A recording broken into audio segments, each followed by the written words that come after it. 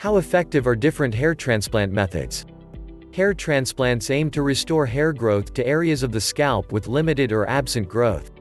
They are effective treatments for many types of hair loss, but they cannot stop future hair loss. For lasting results, people may need follow-up transplants. Types of hair transplant. During a hair transplant, a surgeon removes follicles from a dense area of hair, such as the back of the head, which they will refer to as the donor area. They then implant the follicles into tiny slits on the affected area of the scalp. There are two main types of hair transplant. Follicular unit strip surgery, FUS. The surgeon will remove a strip of skin from the donor area and close the incision with stitches. They will then use a microscope to separate the donor skin into tiny follicular units that contain one or several hair follicles and insert these units into the desired area. Follicular unit extraction, FU. The surgeon will use a tiny punch tool to remove follicles from the donor area. Although this procedure will still lead to some scarring, it may be less noticeable, and the person will not usually require stitches. Both techniques are effective, but they can achieve different results in some cases. The authors of a 2019 article state that FU requires more skill and takes longer than FUS, but they note that FU can produce great results if the surgeon has plenty of experience in the technique. In most cases, surgeons use the side or back of the head as the donor area. However, taking skin from the chin, back, or chest can also prove effective. Using body hair may be helpful for people who do not have thick hair on the back or sides of their head. Some research trusted source suggests that taking body or beard hair is more time-consuming and requires more skill than using scalp hair. However, another study trusted source reports that the body and beard can be an excellent source of donor hair for hair transplants. Each procedure takes several hours, depending on how many follicles the surgeon implants, and both involve a local anesthetic. Usually, a person will be able to go home on the day of the treatment. Success rates. Hair transplants are effective procedures for restoring hair growth following many causes of hair loss. The success rate of hair transplant surgery depends on many factors, including the skill and experience of the surgeon and the thickness of the person's donor hair.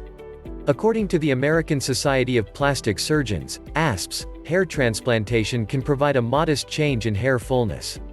For dramatic changes, people may wish to opt for skin flap surgery, tissue expansion, or scalp reduction techniques. There are no large studies that list specific hair transplant success rates. However, several smaller studies and articles provide some information about the effectiveness of these procedures.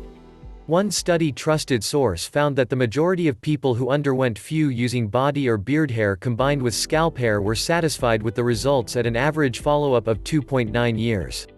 Among 79 participants, the mean overall score of satisfaction was 8.3 out of 10. The findings of another study trusted source suggest that using platelet-rich plasma (PRP) therapy with FU increases the success of FU hair transplants. All of the participants in the PRP group had more than 75% hair regrowth after 6 months.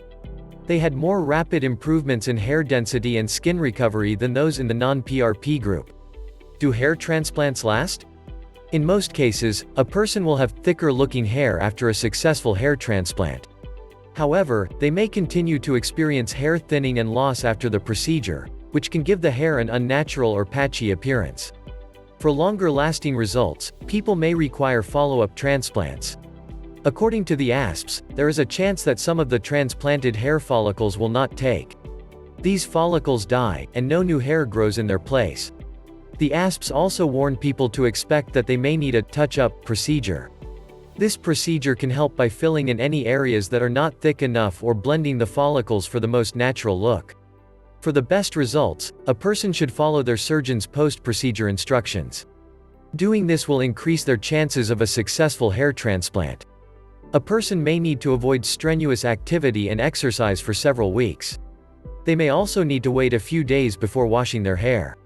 Side effects. The ASPS say that hair transplants are generally safe when a qualified, experienced surgeon performs them.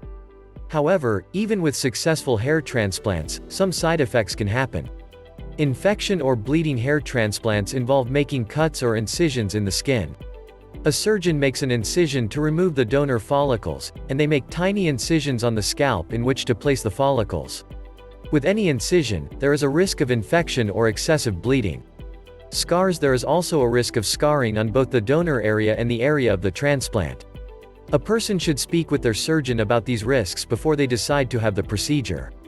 The FUS method usually leaves a long, linear scar where the surgeon removed a strip of the scalp. This scar may become camouflaged as new hair grows in around it.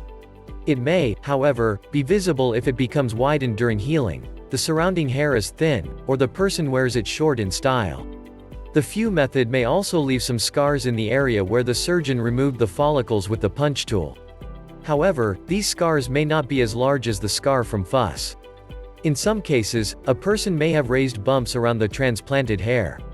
As the hair grows back, it may hide these bumps. Pain and swelling. Some people may experience pain as their skin heals after the procedure. Their surgeon may provide them with pain relievers to help with this. They may also have some swelling in the head and face as the skin heals. Summary: hair transplant surgery may be a good option for people who have hair thinning and hair loss.